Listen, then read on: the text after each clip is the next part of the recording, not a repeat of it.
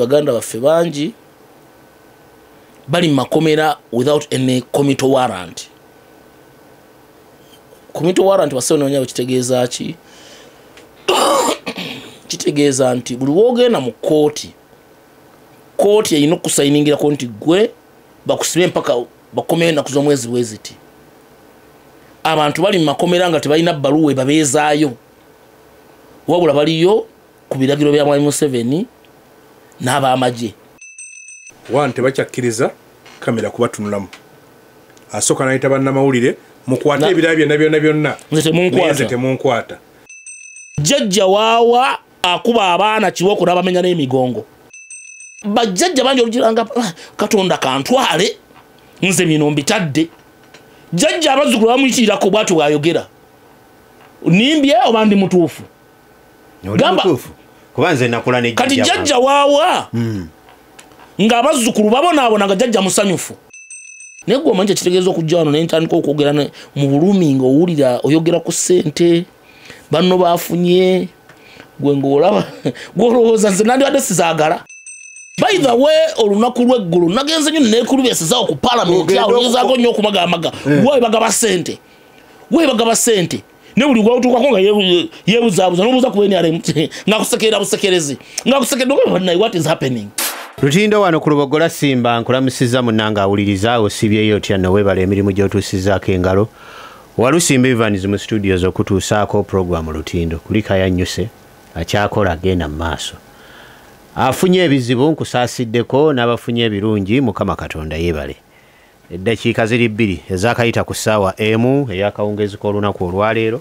Lwakutaano ennaku ziri 11 mwezi ogwokuna omwaka 2025. Abafunye ebizibu mbasaasidde. Harold Kaije waali buli Lwakutaano munna PFF akolanga Secretary General oludda olwo ate ne Honorable Abdallah Kiwanuka Mulima Mayuni mbaka w'abantu ba Mukono North naye mulina munnakibiina ekya NUP.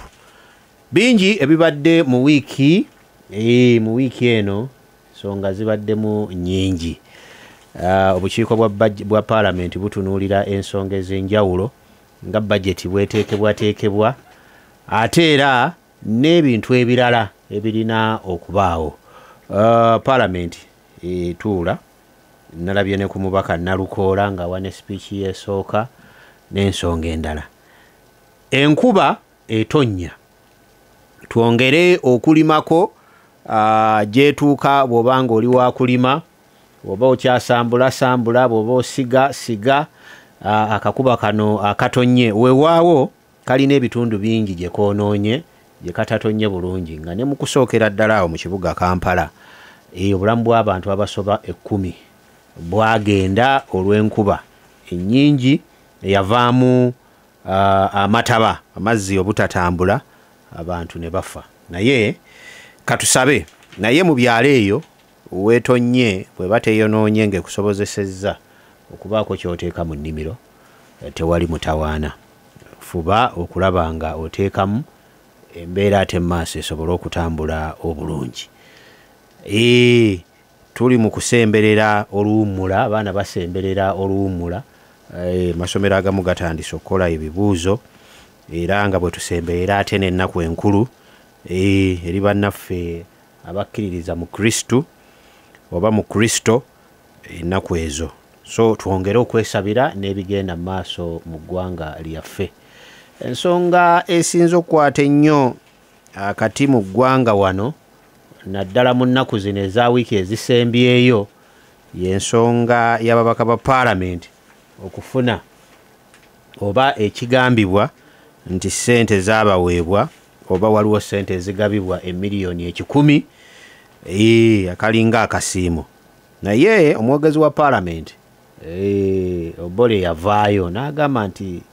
zino ssente teziriiyo n'ababaka baba bafunye ssente ze baba bafuna ziba zigenda kukola mirimu teziba za busiimu mwenga bwe mugamba oba za kuyisa bino oba za kuyisa biri. Mbaka wa Parliament bwafuna ssente aba alina emirimu gy'agenda okukola. So n'ebyo ebiyitingana nti ssente zazze tebiriiyo. Naye ani abotola ekintu kino yabadde akulira oludda oluvuganya ebunaayira eri gyali mu mirimu ne mukama we n'agamba nti waliwo ssente eziyitiŋŋana emiliyoni 100 ziweebwa ababaka naye amyuka pulezidenti w'ekibiina ekya National Unity Platform mu tundutundu erya Buganda Honorable Muwanga Kivumbi olukuŋŋaana lw'amawulire olwakubiddwa ssente zino bo tebagenda kuzitwala era tebazeerinaanya yadde n'akatono era ababaka ab'ebibiina eby'enjawulo omuli n'abali mu paalamenti ku bwa Namunigina independent olukalala lwafulumye nga basayinize naye lwakuba terunnaba kujjula olwakafulumako omunaaba mwagadde oba abo abasayinize nti ffe ssente tetuzaagala nja kulubayitiramu wano mpola mpola mulimu ab'FDC mulimu aba PFF mulimu aba NUP mulimu aba independent n'abalala so yensonga eyo naye nabadde wano n'omubaka yali omubaka mwami Kafeero aga zino ssente teziyisibwa president zino ssente ziyisibwa paalamenti era omubaka atagende kujjayo ssente ezo yeetaaga kolimira nakuwanika kalabba ebyo byonna tujja bitunuulira kooti olunaku olwaleero emmye mwami Kiiza Besigye ne Haji Lutale okweyimirirwa okwa kooti era bazzeeyo bazzeeyo ndowooza babadde bavaayo ate ne mu kooti endala mukyala Nambi yawangulwa Nalukoola agenze mu kooti ng'agezaako okuwakanya teyamatira kale Alodi lamusa kubawuliriza osaba neyanza nnyo kutuminga Lusimbi njagala okutwala omukisa guno okulamusa abasajja n'abazaana ba Kabaka bwe tukola obuwambe bwa kuno yonna gye muli akensuso njagala okulamusaako Bananansana gye ŋŋenda okufuuka eddoboozi lyabwe era mulimu eyasinze nno okunterako n'akabaani oba estampu yabadde muzeeyi Edward Kiwanuka nannyini Gaba Beach ku Lwokumukaaga oluwedde twabaye tuziika mutabaniiwe ngene ayitibwa Kiwanuka yaziira ku Lwokuna n'afa yeebaka ndooza yeevuunika bw'ati neebaka bubi n'aziira n'afa muganda we agenda omukubira ku ssimu amunoonya bagenda okutuuka mu nnyumba ye nga mumufuutu ne tumuziika kati muzeeyi bwe yanaaza okuziika kajja nze nno ndi mulonzi omusajja mukulu wa myaka ndooza 80 ndi mulonzi wo naye mpulira bano osimambu abajja bagenda okwesimbako bakimanyi nti oli mazima waavu egambo ekigambo muzeeyi ate afiiriddwa okudda ku kwerevoti nagamba bagamba nti olutalo lwokoledde eggwanga lino ettaffaali ly'otaddeko era Walusimbi njaga kubebaza kuba gino gy'emizinda ekitulaga abantu bayitegedde bye tuli naye gino emizinda gye mutuwa tubalaga nti ono gundi wa Kibogo nalina kaayinamu naye njagala okumusaasira ate n'okumwebaza olw'ebigambo ebyo omanyi musajja omukulu bwakuteerako eddusa ogamba lubadde so njagala kumwebaza njagala kubasaasira nammwe abalala mwenna abafiiriddwa ssebo olwaleero tubadde n'omuswiba nakedde nga nyinamu essuubi naye nendowooza nengamba omanyi leero mazaalibwa gange naye ennaku z'omwezi ezaleero 11 ogwokuna zennaku zezimu Idi Amin olunaku lwe yagenderako ye lwali lwa 79 11 lwe yagenderako n'asiibula Uganda ng'ennaku z'omwezi 11 2 11 olunaku lwe twatandikawo okutuwaaka so kati nalutuusewo nga bandulowoozaamukko naye bwe nagenza okulaba nindaba ebyebikiro ku kooti zingamba kantule nabweru eno nze nja okulesiivinga abaana abavudde munda nga bikaayiwe nalayo omulamuzi atidde okujja okusoma ensala ye nengamba abakyala tebaagala nnyo kubika bakulekera basajja n'afunayo omusajja eyazze okutubikira ng'akkiriza nti byonna bye tukoze birungi era abalwayi waffe njaba kubebaza akulemberwa pulezidenti waffe omulodi baasibye bulungi ensala abwe nga tagiramu nsobi neegi nga buli kimu akkiriza nti wano muli batuufu wano muli batuufu wano muli batuufu ninatuukanaga nti omusango munene nnyo olw'okuba nti munene nti takkirizibwa kumuta matoke gano bano ge basoma bagamba nti mu Uganda omuntu oba n'omusango osinga toba na musango kutuusa ng'owozezza ne gukusinga kati omulamuzi Fortunate asingisiza Dr. Besigye ne Haji Obedi omusango ogw'okwagala okulya mu nsi yaabwe olukwe n'agubasalira bulungi ate ensala eyo lawyer gundi president waffe Elias Lukwago abadde aginnyonnyola n'agamba ekibi kyegenda okujjamukko nti kati bagenda kugikozesa okusibirayo abantu mu kkomera ng'oliaga nti omusango omunene ennyo okusinziira ku mulamuzi Fortunate bla bla bla bwe yasala n'agamba nti omusango omunene ennyo tojja kwemera so kibadde kibi eri ffe ne ate n'abo abalala abalaba bufaana okulaba nga tubeera gune sobi ebyo ebitubaddeko olwaleero isewe njaga kukozesa n'omuzindalo guno okwogera ku nsonga entono ennyo eya UNAID ne Trump gavumenti tennatubuulira abantu bameka abafiiriddwa emirimu juzi mbakirawo ngenda okusaba mwanyinaze ng'atikka ebintu abizaayo abadde akola Walter Reed ekwadde kola research ku AIDS kakati omanyi bongo oba ne office awaka neki egudi kati bakuwaza computer biki internet nibwa kiringa nti ate kati wantu omanyi Trump tiyagize kati atengera okusinkana abalwadde ba siriimu basatu ne bangamba ARVs zigenze ku black market atuliza black market kwe kuba nti tekyatuumibwa ku mudaala nga mulimanyi lyakukweka ne bwetuuka eri okukweka lyankukutu lifuuka lya bbeeyi nete ekyo ebyo ebintu bizibu biri nti ebbula ly'emirimu erigenda okweyongerako abantu baffe abadde bafuna omusaala batajja kufuna naye n'abalwadde baffe abadde bajjanjabwe empulira kyonna kyonna gavumenti zonna sente zeewola teri mu kwewola ssente ez'okuteeka mu byobulamu so n'olwekyo njagala ensonga eyo tugiye naye ddala omusajja wa Mitayiga ali awo wano egundi wano Ematugga abeerako nnyo kuno yaŋŋamye yegamba Walusimbi nti ne oba toliiko mbeerako alaba awuliriza nnyo nze ne Ssemujju musajja affe ng'atira musajjawo so naakwebaza okola ki okwemu n'abala mwena abali ku njagala okubebaza nnyo kyemutukola mutuwa amaanyi bwe mutuddiza feedback anti omulimu tukukola neyanziza nnyo neyanzeege ebigenda mu maaso simanyi lwaki katono nnyo alondi ku nsonga ya mwami Besigye waliwo n'abasiba abalala bali mu makomera naye ensonga ya mwami Besigye omugundi we ye bamutadde bamuwa bbeeyi era Aaron Kiza abaddeyo mu kooti nga zero akomyewo ku mulimu walaloza mbajja kumenya n'agamba ate ke mwayi mbadde mubuuza watufulumya ebweru ne mugamba wulira otya ng'olina eddeme n'agamba bw'obeera mu kkomera lw'omanyi nti okubeera ebweru kulina omugaso ne mugamba n'Abamerika bw'obanyumiza dictatorship tebakitegeera kitegeeza nanga nti ovula abalonda ne ku Trump so kati ate kati nkiwulira nnyo ti bwe nkulaba ng'oli munda mpulira nga nyina okuwolereza nga saagala obeewo n'akatikitiki n'akalwimbadde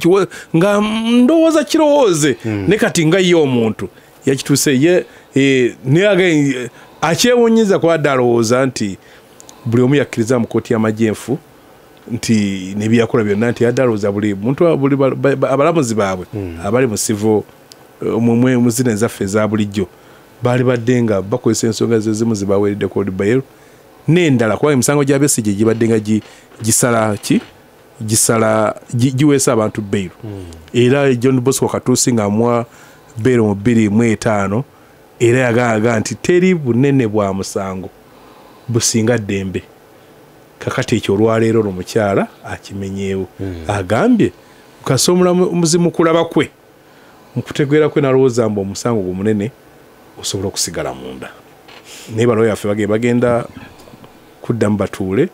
balabe buki bwe tuyinza okukwasaganya ensonga eyokulaba nga abantu baffe bafuna eddembe kati ekitiisa bambi nabaana abaana kuba buli omu adde alinda ensala eno nga balowooza ejja kuyamba n'abaana ba Nuupu n'abakaramojja abali emunda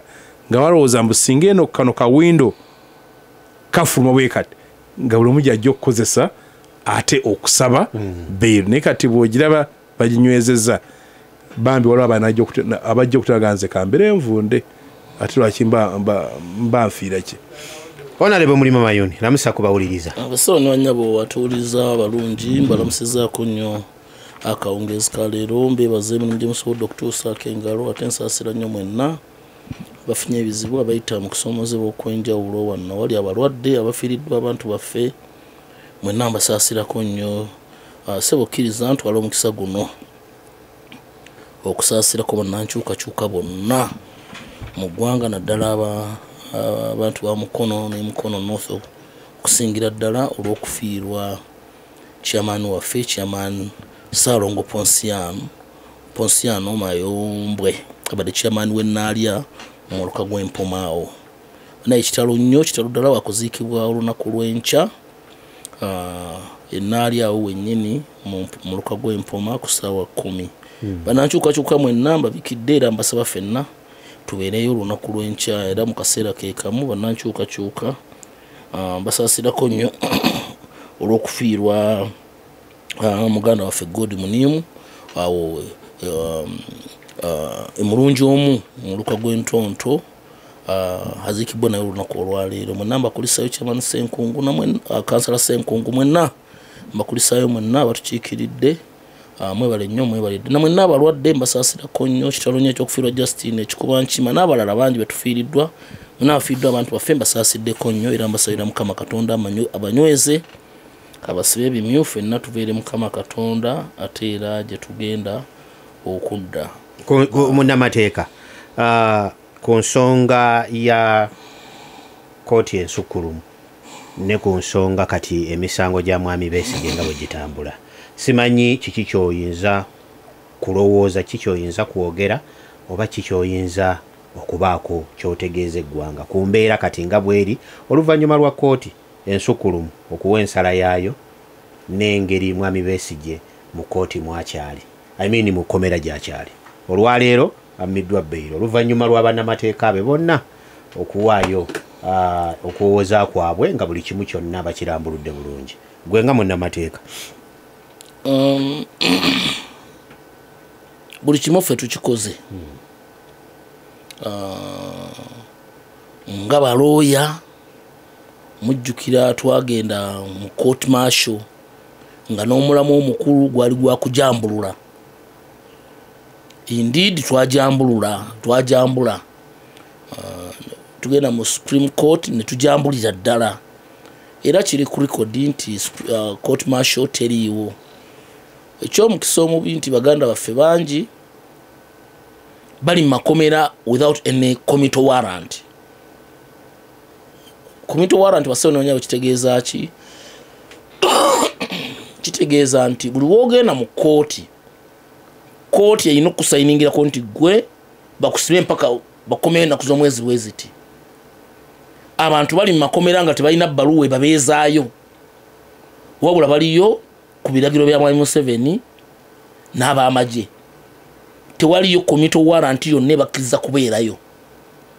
Nabwe ekyo baliyo mu bumenyi bw'amateeka. Teri muntu yenna ayina kusibibwa mu kkomera nga si kooti yemusindiseeyo. Either olina okubanga oli ku trial oba oli kye bayita ku remand oba nga oli convict nga bagukusingisa dda. We twogerera baganda baffe bangi bali eyo awatali kiragiro kya kooti yonna okwawukanako ne Dr. Besigye akazitoyo kaali kabasiitiriddeko namusiramingako ebisango bye bagamba nti byali byakwagala kusuula gavumenti eno. Era omulamuzi gwafunye akawenda okuyitirawo okwagala okutoloka oluvannyuma lw'okusaba bail. Naye basebo ne banyabo ekkooti tuziwadde omukisa emirundi mingi okukola ebituufu. Oluusi Mukama Katonda ababeerako Mwoyo Mutukuvu n'abakkako ne basala we tutuuse Mwoyo Mutukuvu n'abakkako ne basala ebituufu. Naye nsiba mbagamba mu ggwanga muno basebo ne banyabo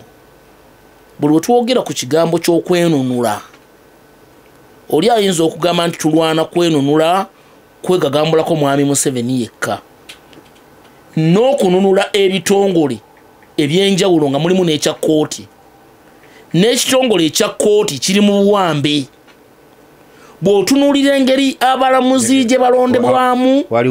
gye bapromotingibwamu. Waliwo omulamuzi eyaŋŋamba nti omuntu yenna bw'ayogeranga bw'atyo omuwabula naye ate gwe ate naawe oli munnamateeka. Bw'ayogera nti ki? Ekkooti kitongole yagamba siga esiga damuzi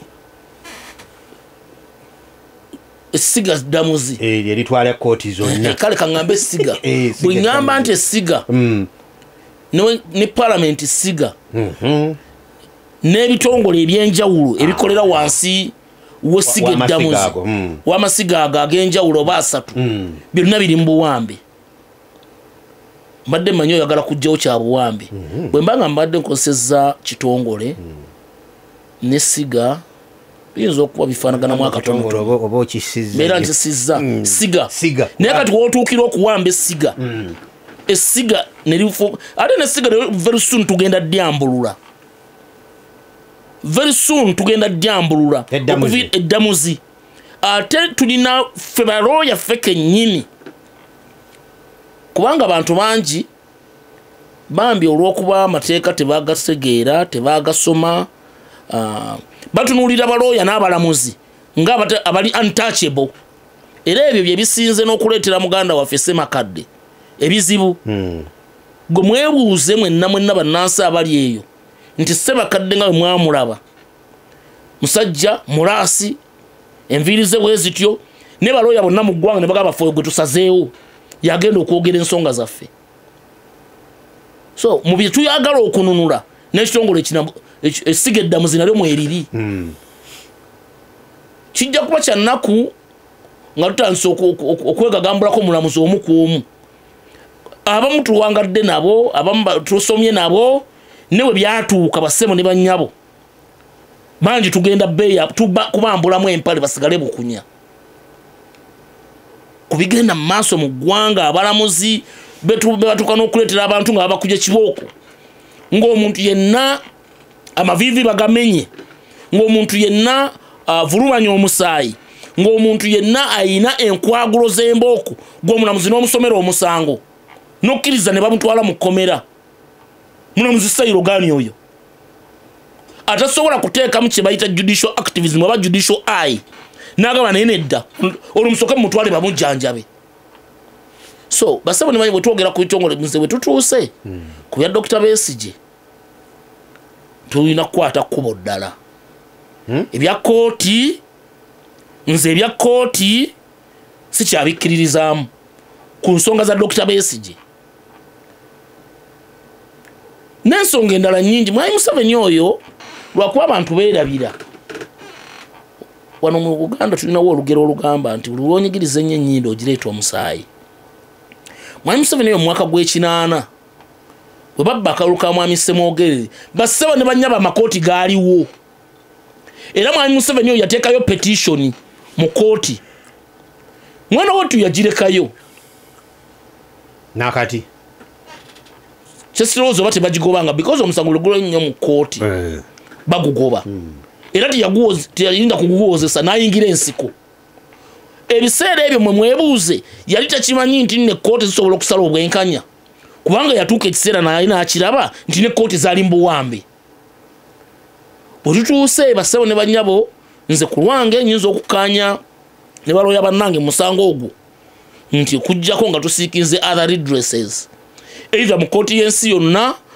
oba mu East African Court naye ebikwatagana ne kooti za wano kikafuuwe kirabika tukyasobola kufunawo bwenkanya mu mbeera eyo. Dr. Besigye tukusabira abaganda bange mwenna abali mu makomera tubasabira abasibibwa obwemage naddala abatayinako komito be batasomerangako musango gwonna kubanga be basinga obungi nedatira banno musigirwa baki batandise one tebakyakkiriza kamera kubatunulamu asooka nayita bannamawulire mukwate ebirala byonna nze temunkwata n'olwaleero omukyala bw'atazze nazze okugisoma registra abadde agaye bannamawulire tebamukola ki tebamukwata. Kati munnamawulire wa NBS ye namukola ki namukola jangula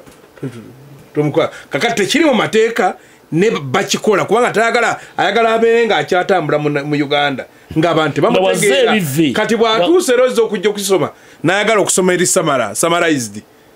mbuka bane kambise mbufunze ndoza bagege nti bero bagiganye Lidi Council road ne kalibana ganti byonna bisome obudde tubulina byonna bikole ki bisome naawuliranga mwesibye ngati muyinza ominaje mulante tulina gye tulaga soma ebintu n'ekyo bakikolamu nti okusooka yagaana empoza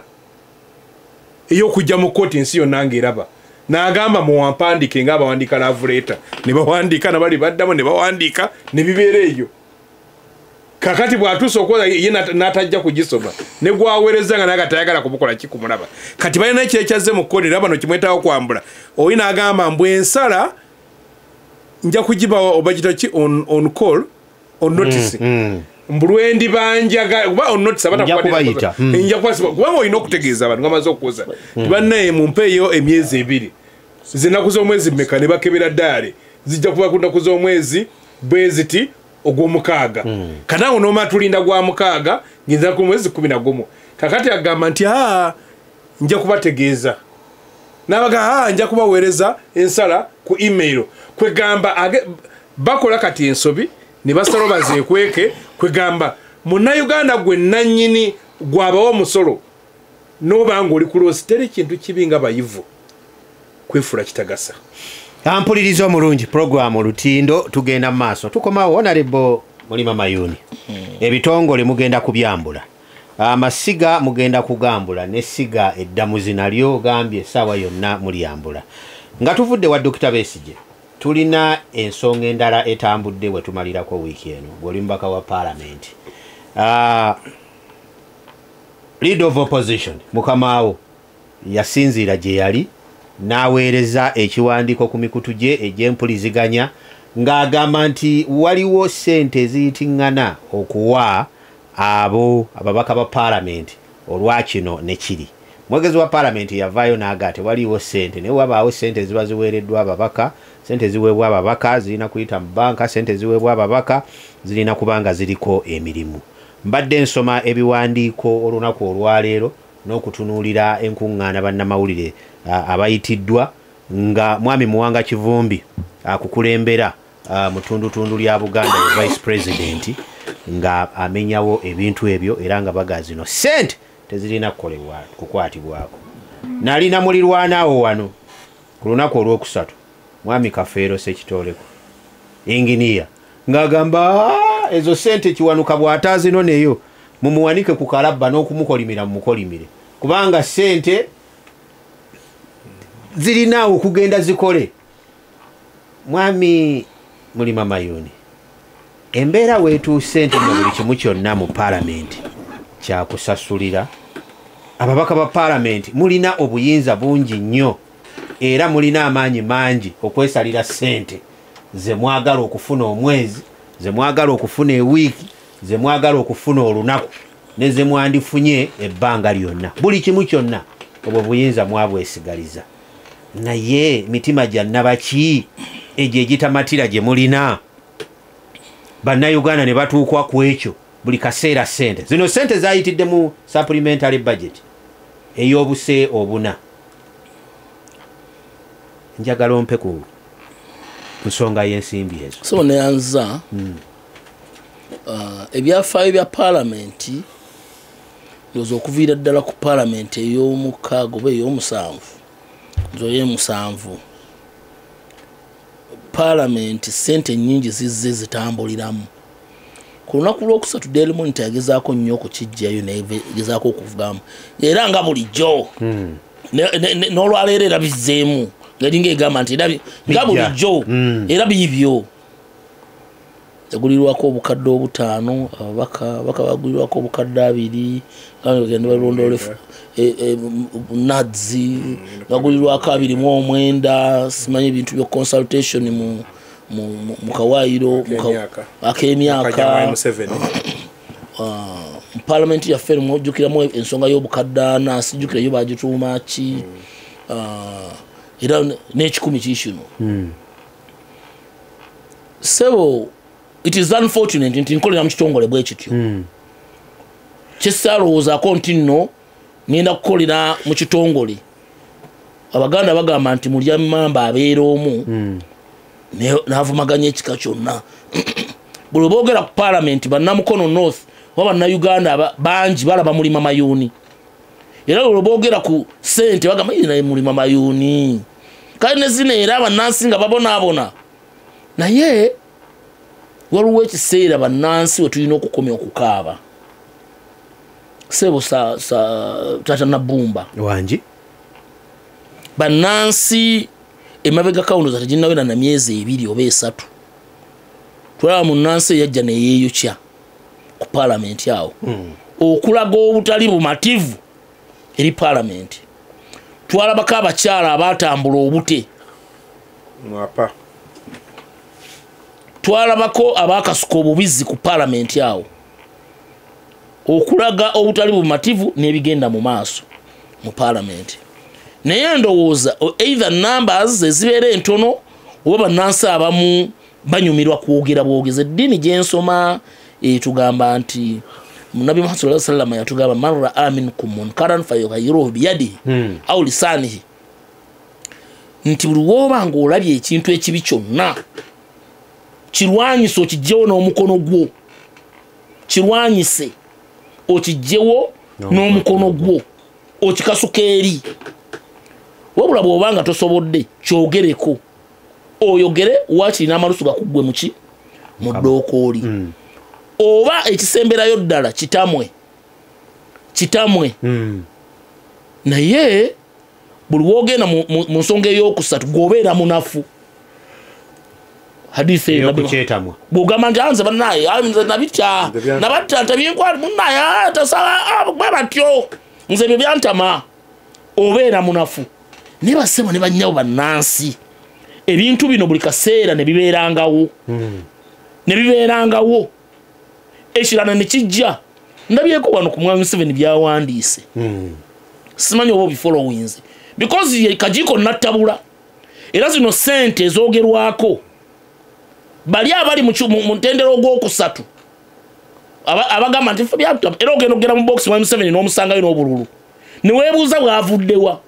mu mbeera ey'okusaagasaaga y'olujegeregerero tisimanyi yatunulidde ku UBC simanyi n'atulaba nga tugamba ku nsonga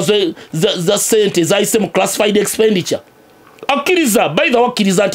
akkiriza nti ssente zayise mu classified expenditure osoma ekibaluwa ekyawandikidde abazzukulu nze siri muzzukulu wa mwami Museveni nsira nkyogera kaati nze siri omu ku bazzukulu nze sirina kakwate konna ku Natasha ku Muhoozi mwami Museveni amanyi abazzukulu be bayogerako nedda omuzzukulu tekitegeeza nti oyo alina kuba omuntu okuba jjajjawo tekitegeeza nti azaala kitaawo omuwabi w'emya omuwabi w'ekitiibwa ali mu kitiibwa kya jjajja n'omuyita jjajja sebo naawe obaddeko tata Nabumba sebo tata Nabumba obaddeko ne jjajja ebbanga lyonna ebigago bimanyi jjajja omanyi bwe tugenda ewa jjajja netutibusa n'atuterako jjajja waawa akuba abaana kiwoko n'abamenya n'emigongo abazzukulu mbuuza gwe ŋambye jjajja waawa gwe wali olabye gw'ogamba nti oyo jjajja ng'alwana n'abazzukulu be ekyo kyekimukuganyisa okumuyita era jjajja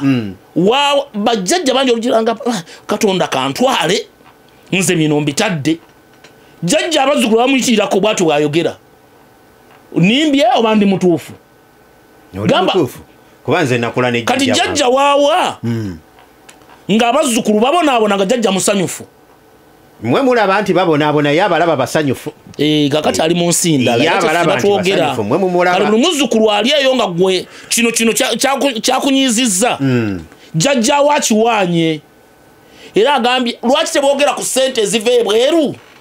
nga zaagala kulwanyisa ggwanga lino nga bizo tebazoogerako oba ziyita mwani tabyogedde kagamba okwagala okusabotaaji nga ssente eziva ebweru nga ziriwo kumulwanyisa naye gwe kusala wakwate mu classified expenditure ekiruma bannansi bassebo ne bannyabo wakati nga tetulina mazzi essaawa eno buli woogenda mu constituency yange ndowooza buli kanyomero Mwami Museveni yalwanye najjawo umeme ne buli kawunyomero nzikiza botulira Kasenge abantu be Kasenge program ya fe Monday chaba kade program Monday buli wamwa wali ekizikiza program ya Monday ngena babulire ekiddako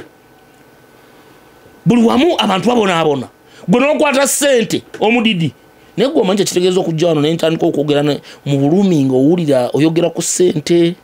banno bafunye gwe ng'olaba gwolowooza nze nandibadde sizaagala nimwe omusajja najja wali simanyi oba okitegera kyenjogerako ng'owulira nti banno bafunye sente newe gubeera musaala kale ku musaala nga banno bonna omusaala gwatuuse nga gwe gugwo tegunnatuuka gwemanyi bw'obeera owulira nekino kiri and permanent Mwami Museveni kyajustifying era akyekweseemu nti nga temwogera ku ssente ziva ebweru nga zijagala kuntataganya mu byobufuzi byange naye kwe kusala wako ate muza bannayuganda aleme okuteekawo amalwaliro amalungi tutambulire mu binnya amazzi getuwe nga tugafuna enguudo mbi teri ddagala gavumenti mpa ababaka bagende banyweze NRM ku ground so basawo ne banyabo tukivumira nse kuvumirira yenna era byebino ebimu byetwayimirirako okuviira ddala mu ntandikwa nti bw'obanga osazeewo kusasula ssente ababaka ba parliament balina engeri gye basasulwamu ssente erinono era basawo ne banyabo nsase obanga ogambye nti watu bwe yabyogedde nze nsasira nnyo abantu bennakifuma ebyokugamba nti nno omuntu ng'oyo gwoba si mutima mubi sibyogera mu mutima mubi muganda wange mumanyi bulungi naye enkola egyo justifying okimanyi nti nkyamu nti bulijjo simanyi esente mu kaseera nga kano simanyi akasente kajja that is the very reason lwaki abantu basalawo ne bagamba kyusa obukulembeze obweri nakifuma ne bagamba katuteekeyo ono kubanga embeera eya nono agenda alye nono kagenda alyeko yetuleetedde ebizibu mu ggwanga muno mu kifo ky'okuweereza abantu ono kagenda alyeko bannange kati ekitegeeza omuntu n'aviira ddala ennakifuma ngazze mu parliament kunyagulula ggwanga omunaaviira ddala bannanga nti nze ntuukire Mwami Museveni tugendagendawo twegatte wamu tunyagulule eggwanga enkola eyo nkyamu eddoboozi naliwuliddeko olunaku lwajjo nga bannange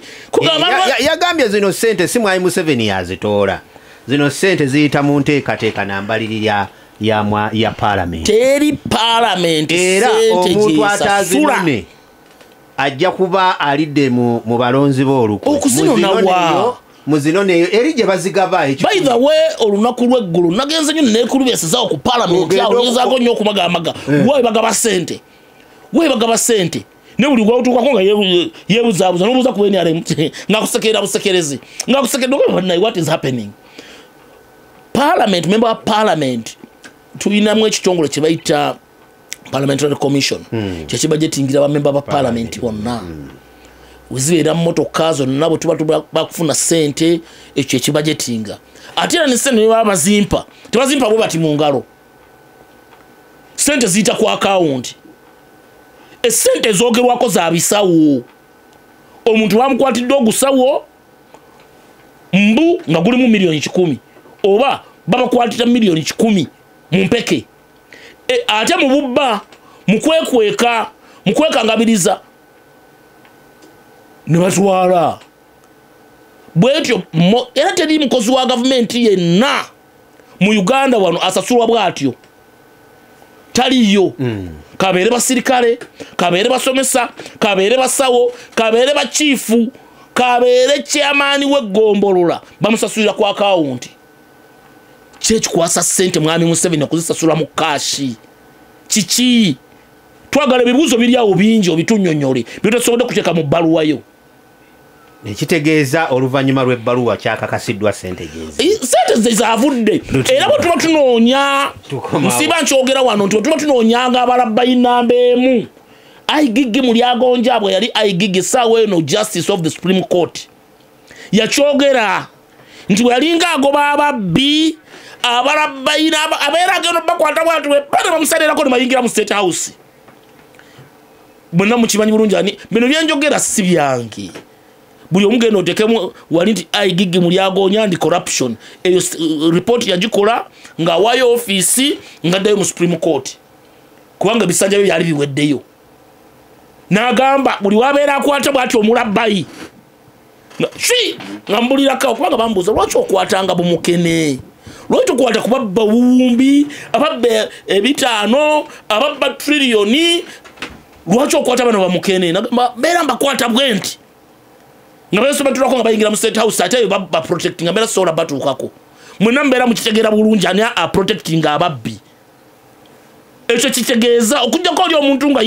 yeebuzaabuza ayagala okwefuula nti nno ye bino byetwogera tabitegeera omanye omuntu asobola okusalawo emikono tulinayo abantu bo nga basasulwa okusiruwaza abantu babeere nga bali mu mbeera nga bwe bajja babalimbalimba bulimbirimbi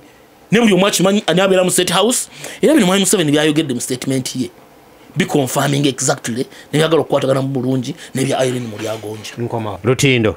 Kayija omanyi Mwami Ssekitoleko yampadde ekyewuunyo wano ku nsonga eyo ye yagambye si mwogezi wa kibiina naye munnakibiina zino ssente yes nga ebbaluwa ya Mwami Museveni ekonfaminga nti kino oba oliawo kituufu okusinziira ku kuddamu kwakoze eki kwazzeemu naye Mwami Ssekitoleko bwe yabadde wano n'aga nti tebisoose bino bibaddewo ababaka omwaka guno eguba buli kisanja bwe kiba kiggwako si buli mwaka wabula buli kisanja eky'emyaka 5 wabaawo abagenda omukulu n'agamba naye temujja kuba mwekka bonna kabafune era n'amenyayoko n'omu ku mubaka bwe baaliko mu paalamenti nga yali wa kibiina kyo nga yasooka n'okugenda n'azifuna kiri ku likodi sigamba nti oli kiri ku likodi Ssekitoleko yamwogedde naye bwe yamalirizanga n'agenda n'abivumirira ebintu bino bisinze nnyo okuwulirwa mu paalamenti eno oba oliawo nga ssente zino bwe zijja ababaka bazizaayo okitegedde mu paalamenti eno oba ndowooza neewedde lwaki emabega eri ebintu bino tebyaliwo ssente tezaayitanga abaaliyo baali bo bamizi nga ekyabwe kyonna bakwatira wamu ne baga nti oba opposition oba waaki ffe akaffe katukalye ffenna abakulu abaakuliranga oludda oluvuganya be bataalinga mu layini ntuufu kiki ekyalingawo neyanzeege nze ng'omuntu maze ebbanga ngoberera paalamenti nga n'ebibeerayo obimanya naye Mwami Museveni bwe ajja wano yayina ebitongole bisatu yayina amagye yayina gyeyita paalamenti y'NRC nga yayina ne NRM erikola ebyobufuzi nga talina poliisi era kyojja n'avuma poliisi otuuka bwe yakwata abe n'abayingiza mu poliisi poliisi n'agiwamba katakyagiita kizibu kye paalamenti eyo eyiye nayo neeyiika NRC yakulirwanga Kigungu bwe bava mu CA ne bajja mu kukola constitution ne bajja okulonda mu 9 mu 6 bajja okulonda mu 9 mu 6 ne wajja abantu bangi ab'omuzinzi abajja mu paalamenti bayita ey'omu6 ne mufuukira ekizibu abajjamu nga bato nefuuka Uganda Youth Parliamentary something of the sort omwali ba Mao omwali ba Salamu Musumba omwali ba Dombo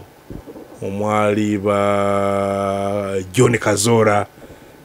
n'abafaanana bwe batyo nga basitya Ross kati nga balina abasajja abakulu bokerokero ba Dick Nyai ba Pinto ba Patrick Monda abakuza omanyi waliwo bayita mentoring abajja kati bali abakulu bano abato bayigira ku bano wabalawo ensonga nga front bajiwa abakulu ngeno nga y'abato Salamu Sumba tugamba nti yamala emyaka 2 nga takkirizwa kwogera mu parliament nga yakwata ensawo yakateega oyina gw'olina okukwatya gw'oyigirako kati tiimu nga ekulirwa speaker eyakasinga okubeera speaker omulungi wa Uganda gwe bayitanga Wapakabolo era okusooka ogitemako okugiwulira bwe yawulyanga eyokya n'amubujjako n'amufuula National Political Commissar olunaku lwe yamuggyako bamukuza ekisimu yamutegeeza nti nkukyusiza ofuuse National Political Commissar n'emmotoka eri wabweru egenda okutwala era yagigula mu manyi yagula emmotoka eyo kali ka Pajero kamyufu Wapakabolo bwe yavaawo yasibira Bugoloobi n'anywa omwenge bakubira bakateegaya ku mulano gw'ekire bananyini bbaala munnamu aliwo n'agenda kufa nga kimukoze eki kimususeeko n'aleeta ayume naye aluma abanga amugiraagira bw'ati kwe kuleeta sekandi kati palamenti y'omusanvu gyadakolerako ya 227 nayo nebeeramu egiramu ne Pasekikulu bagyegaseeko bwe bali neyongeramu ki amaanyi n'agamba bamenye otya wewagira atuwuliriza agenonoonye debate ya age limit sorry ya term limit abantu babagamba bakasiro Lumumba abo zaaliwo agaolimba ne mugandi mukugamba kasiro Lumumba bali bakasiro Lumumba Bakendu Chams the man anyway ba agura woriga nawo ngo fabali abana batonga tutuula bakadde baferga tulagwa nga nawo hulira wegombo yagala okubeera muki ombaka parliament ngo musajja bagundi twainanga mu zala yugundi yakafaka kati yaliwo ekagoma Dr. Nabwiso nga bakola na appointment mbwe encha gundi yayogera Honorable Walusimbi yayogera ne mulinda Honorable Walusimbi encha agenda kola ki ne bamuwa olusesa weji no uliango musajja ayogera ebigambo ebyensonga nagamba okay bagala kunsukkako abo n'abagula obukadde obwo ate bw'aba wa ssente amawulire yagafulumya era ababaka abasinga bagwa lwa ssente ezo buli kisanja aterekayo ssente yobaga zijjanga akalukana atera okutuuka ezigenda okufuukira ekizibu ne bo bawenaaremu nga beenaremu banno bagamba abali mu kamyufu naawe baga ono yalidde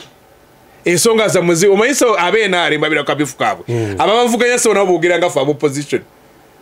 nabisange mubendeeyo nga message gye tukozesa gye bakozesa bagikozesa kwati bagikozesa ku mukulu bagikozesa ku ono ng'oladdaladda nga ebintu bye twogera babitegeera nenga abambi badobaka bajja sibawambe batya buti kakati buli nnaku ajja ne ssente ezo kyova olaba nti parliament ya Uganda buli kisanja eba ne turnover oba abaka betuvungisa abasukka ebitundu 40 ku buli 100 kati wabeera busera ajja n'abapya esinsobi kigenderere nti ne mutabana bantu kakala nawo okubako batagetinga gundi talina kudda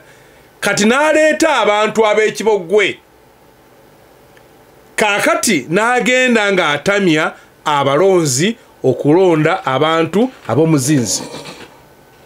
osanga omulonzi n'omugaa kati oyo gwowagira nze ffe gwe njagala kakati mwabagezi noga obugezi buliko substitute bano abasiraamu ba Abdallah bagamba mu okulira n'omugezi kubanga nakukkirizaga kintu kya kitiibwa nnyo okulirana mbu omugezi mu ng'omuliraana mbu ekyo Katonda akiwa ne reward nnene naye akati wano mwana Uganda kubanzikira mu 21 nga abantu be Rubaga North bagamba bagala kuwa computer mujukira wasolule n'abagamba ebyo bya computer si bikulu ekintu ekisinga obukulu mbu ye muntu gwona atwala mu parliament nga bw'anaatuukayo nga obusera kituuka okulonda NRM ng'akola ki ng'agironda ng'omaliriza ng'anyimaliza kati abantu ne batandika nga mu bitundu nga by'opposition gweta kuba base opposition obuli wa kibogwe nga batikinga mibitundu nga NRM weta kubera NRM toyina gattako birala mwaye musebe naye luli bakeberanga ngoyiza nokwesanga oli mu kitundu kye NRM nebalanga oli wa muzizi opposition ne bakuwa ngolayinza okuba nga ali mu kitundu kye opposition kakali ngojunga gundi enasa leno jendi Dr. Israel Sebunya yali NRM nga nabo opposition bamutikinga nga bagamba ekwaito tujikola ki tujagala ekyama Museveni nakidismantlinga kakati olo parliament ali mu kugivunga efuke walking stick nina muganda wange twatandikidde kucha koti sige damuzi nayo nalizinga nelibeera weno parliament agize ki ebera no yo cabinet yagimala dda kubanga ebyokulabirako benyina gundi nga tannafa Professor Nsibambi nga prime minister Museveni yatulaawo nangangaza ba minister naja ku TV live nga ne watabawo n'omu agamba nze siri tuba tuli awo omusajja guni nategeeza atali antama mu gavumenti ya Museveni je notafire n'agamba nze maze emyezi 4 sirinya mu kabineti siyinza genda wantu nga bagita mite mukirizwa kuteesa oli ajja nayogera bwogezi n'agamba agigaddewo kakati baba bagita kabineti nga misa twateeza olina okulonda minister olwokuba yafukamidde oba yakoze to you. I'm asking for the chance to extend my request. Point number 1 is to reduce the numbers of MP from 526 to 150. Second point, reduce salaries and benefits, e.g. health insurance, cars, social benefits. MP can earn 20 million. They can pay for their families insurance, no more to give them cars and fuel. The MPs can maintain their cars from their salaries. We are fed up with the corruption. In Western world, it works well. I think of how much money can be saved. In Geneva or Zurich, MPs earn $8,000 to $15,000. I'm asking the public to support my call. 5 to 6 MPs earn 16 billion per month. They earn 189 billion for 5 years. For 5 years, they almost earn $1 trillion. Things have to change. Kakati Christopher William Kagolo from Switzerland. Kagolo. Baku interesting ze sente zogambye mu myaka 5 amaze wakozesa $1 trillion. Museveni mu classified expenditure yokka abeeramu ne billion 4.5 classified ze sente zotalina kumubuuza byayogera nzikirizigana nabyo naye birina okugira mu broader framework mu nkola ennene yogamba abemupi bajjeeko okubafuula ATM. Museveni aganye okukola services mu bantu kakati ba MP ne bafuuka saa kwogera Abdallah sente zeyaŋŋamba ng'oli mbaka parliament ziweta kwesa nga ziri ku mobile money nga togenzera mu constituency a week nga onagambye ayagala 2 ayagala ezo entonotono bwezityo singoya so nti ekyo muganda nkyembadde mugamba bazze institutions bazita bwezityo local government Museveni yawutegeeza muganda wange yazijjako obuyinza nti akati yabagambye n'amasomero ga secondary aga government sente bagenda sasula URA kakati ate buli mwetawoze kanti mubeerenga yekka ogu yakuŋŋaanya sente kati olabe nti waliwo eggombola teriba na sente zaalyo district ziba na sente zaalyo kakati obwo obuzibu bwonna obulaba ali mu kuzikimayo ojja genda okulaba kansi ejja kutuleete embaka parliament ogembo sebo allowance tumaze band for allowance sebo nga boze tusanyuse nnyo tuweki kino kigenda honorable Mulima Mayuni tata Nabumba webala okuweereza nze Mabira Moses Seru Nkuuma focal person wa Nuupu Mukono municipality honorable Kiwanuka Abdallah munamusize nnyo yebale kuweereza Nuupu n'abantu ba Mukono North North constituency naye kooti za wano amakulu matono nnyo kuba kooti zo mu Uganda zikolera ku biragiro bya President Museveni. Amateeka wano kiguumaaza nga nte esula ku kyoto. Amateeka ga wano kiyumba kiyumba ky'ababbi kya Nababi omunya guyitawo ate ensowera ne bagikwata. Fundikira tufundikire muganda wange Mabira neyanza Benji yali abadde appreciating era nga in support of byenjogedde naye basebo ne banyabo nsaba buli omu afune omukisa akuba tetwadde nakadde naye twandibadde nga twetololedde ku bbaluwa ya Mwami Museveni yokka buli wenyare mutoddamu kuŋŋamba kigambo kyonna ng'owagira Mwami Museveni ku bulabbayo obugenda mu maaso obwa miliyoni 10 buli wenyaremu oba giinako akakwate Mwami Museveni agambye nti ali mu counteringa sente eziva mu ba foreigners era akozesa sente z'aba classified okulwanyisa ebintu ng'okugula ebyokulwanyisa n'okulwanyisa ba enemy b'eggwanga era sente agamba ali mu kulwanyisa ba enemy b'eggwanga lwaki azigaba mu nkukutu Mwami Museveni lwaki ogaba sente mu nkukutu kubanga nawo waliwo ekibuuzo ekinene era lwaki oziwaako bamu n'abamu fere tusobola kulwanyisa ba enemy b'eggwanga ng'otuwadde sente ate nga ziyise ku akawunti lwaki ozisasula mu kashi ebyo n'ebibuuzo Mwami Museveni tobizzeemu bbaluwa yo so basema ne banyabo otwo twetaaga okukomya obulabbayi mu ggwanga muno